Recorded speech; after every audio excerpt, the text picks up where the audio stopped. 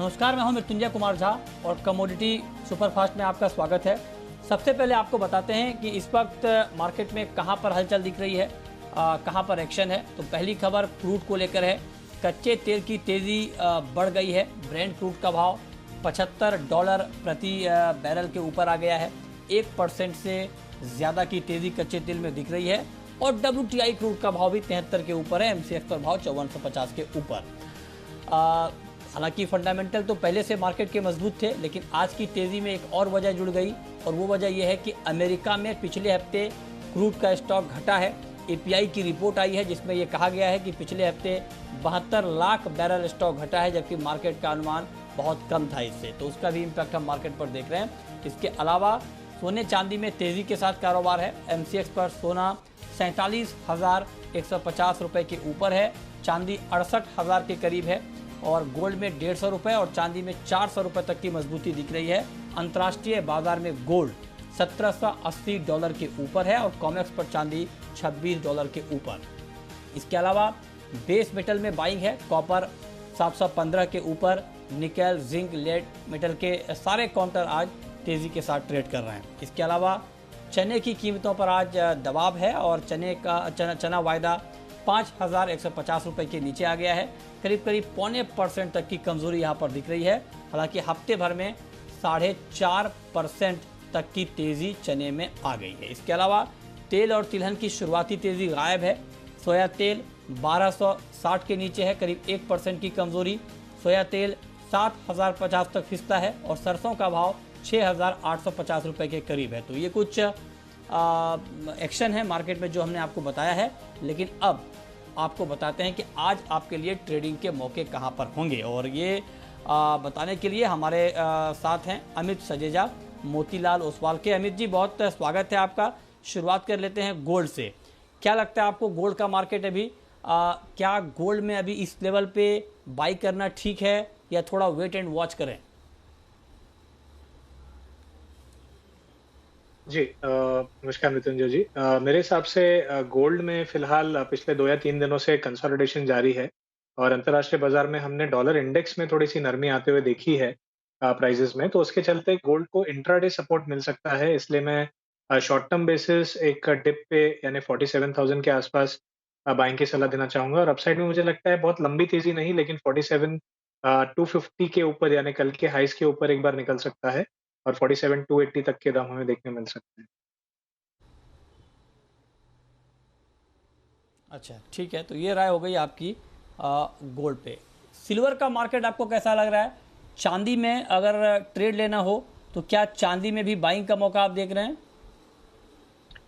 जी बिल्कुल। देखिए, गोल्ड में एक स्टेबिलिटी देखने मिली है और खास करके बेस मेटल्स में हमें एक डिसेंट पुल बैक कल के सेशन में देखने मिला है। तो ये दोनों ही फैक्टर्स शॉर्ट टर्म बेसिस चांदी के लिए सपोर्टिव हैं। फिर भी मैं हल्की सी डिप यानी 67,500 डे लो के करीब अगर मिले तो बाइंग का एक अपॉर्चुनिटी बनेगा और अपसाइड में 68,250 से 300 तक का एक इमीडिएट टारगेट लेके चला जा सकता है। ठीक है। क्रूड का मार्केट आपको कैसा लग रहा है? क्योंकि कच्चे तेल में फिर से तेजी लौट आई है। फंडामेंटली तो मार्केट मजबूत है ही। तो क्या आज शाम के कारोबार के लिए कच्चा तेल खरीदना चाहिए? क्या सुझाव आपका? जी देखिए, पिछले 3 या 4 सेशंस में सक्सेसिवली हमने देखा है कि न्यू रीसेंट हाइज बने हैं। करंट लेवल से हालांकि मुझे लगता है कि थोड़ी बहुत मुनाफा वसूली आएगी, क्योंकि टेक्निकली एक चैनल रेजिस्टेंस जिसे कहते हैं उसके करीब चल रहा है। तो 5475 अगर बीच नहीं होता तो पहले 5430 तक मिलेगा, वहां पर बाइंग पोजीशन बनाई जा सकती है। ओवरऑल मुझे लगता है कि 1 से 2 सेशन के बीच 500 के लेवल जो है वो पार हो सकते हैं। ठीक है। नेचुरल गैस का मार्केट कैसा लग रहा है? क्या यहाँ पर कुछ बाइंग की अपॉर्चुनिटी है इस वक्त? जी मेरे हिसाब से हमने अच्छी एक रिकवरी आती देखी है निचले स्तरों से और पिछले कुछ सेशन से 233 235 रीजन के ऊपर ही सस्टेन हो रहा है। तो हालांकि एयर कंडीशनिंग डिमांड जो है फिलहाल उतनी पिकअप नहीं हुई है, लेकिन प्राइसेस फिर भी ऊपरी स्तरों पे सस्टेन हो पा रही है। तो मैं समझता हूँ 240-41 के बीच मिले तो एक बाइंग अपॉर्चुनिटी होगी और अपसाइड में 246 तक के स्तर देखने मिल सकते हैं। ठीक है, निकल में तेजी है करीब आधा फीसदी की, तो क्या लगता है आपको निकल खरीदा जाए अभी इस भाव पर? जी, हमने निचले स्तरों से काफ़ी शानदार तेज़ी या रिकवरी देखी है और करीबन 1270 के लो से आज 1330 के करीब ट्रेड कर रहा है। मेरे हिसाब से इंट्राडे में 1325 से 1330 के 23 के रीजन के आसपास मिलेगा। वहाँ पर फ्रेश बाय पोज़ीशन बनाई जा सकती है 1313 के स्टॉप लॉस के साथ और अपसाइड में 1343 तक के टारगेट हमें देखने मिल सकते हैं। पोज़ीशनल बेसिस पे ये तेज़ी जो है वो 1355 तक भी एक्सटेंड हो सकती है, ऐसा मेरा मानना है। ठीक है, तो ये 5 कॉल जहां पर आपके लिए ट्रेड के मौके बनेंगे, आप ट्रेड करिए, लेकिन जो भी ट्रेड आप करें स्टॉप लॉस ज़रूर लगाएं। चलिए अब हम शुरू करते हैं सवाल जवाब। पहला सवाल है गोपाल का, चुरू राजस्थान से। पूछिए गोपाल जी। जी सर नमस्कार। सर जी गुआर शेड में कितनी गिरावट नमस्कार, बाकी है अभी पूछिए। और अगले 15 दिन में क्या रहेगा इसका आउटलुक? ठीक है, ग्वार में कितनी गिरावट बाकी है और 15 दिन में क्या आउटलुक रहेगा, बताइए अमित जी। जी देखिए मेरे हिसाब से 4200 के नीचे जब से ट्रेड हो रहा है तब से मंदी का एक रुख दिखाई दे रहा है, लेकिन मेरे ख्याल से ये जो रुझान है ये शॉर्ट लिव्ड है, यानी 3950 3900 से बहुत ज़्यादा नीचे प्राइसेस मुझे जाती हुई नहीं दिखती और इवेंचुअली अगर 1 महीने का आउटलुक पकड़ें तो मुझे लगता है कि 4300 से 350 तक की एक एवरेज प्राइस हमें देखने मिल सकती है। ठीक है, सुनील हैं हमारे साथ इस वक्त जुड़ रहे हैं, बताइए सुनील जी। जी मुझे 2 सवाल पूछना है गोल्ड के ऊपर कि जो पॉवल की जो स्टेटमेंट है टेस्टिमनी हुई पूछिए। है उसके बाद अगर ऊपर जाएंगे तो किस लेवल तक जा सकता है मैक्सिमम गोल्ड, और दूसरा पहले नीचे जाएगा कि पहले ऊपर जाएगा और अच्छा। नीचे के लेवल्स क्या होंगे?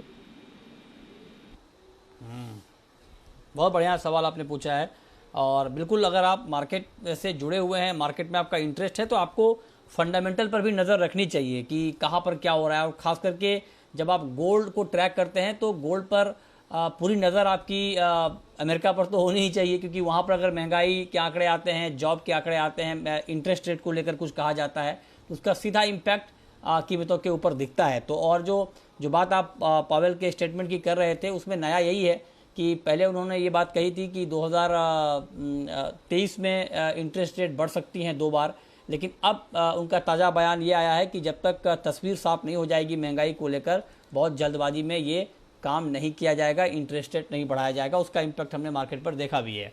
तो बताइए अमित जी, क्या सुझाव होगा आपका इनका कि पहले गोल्ड नीचे जाएगा, पहले ऊपर जाएगा, बाइंग का लेवल क्या होगा? जी देखिए मेरे हिसाब से जो पिछले हफ्ते एफओएमसी की बैठक के बाद में रिएक्शन था वो थोड़ा ओवरडन है और मार्केट भी ये लगता है समझ रहा है, इसलिए एक स्टेबिलिटी नज़र आ रही है। तो पहला जो रुझान है वो ऊपर की तरफ रहेगा और मेरे हिसाब से एवरेज बेसिस 1800 से $1805 तक शॉर्ट टर्म बेसिस एक रिकवरी आ सकती है।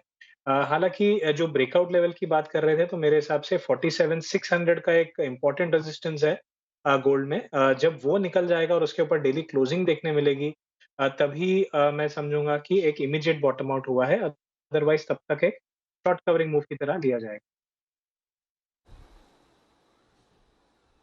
ठीक है, ओके। चलिए, बहुत शुक्रिया अमित जी आपका हमारे साथ जुड़ने के लिए, बताने के लिए कहाँ पर कमाई के मौके बनेंगे।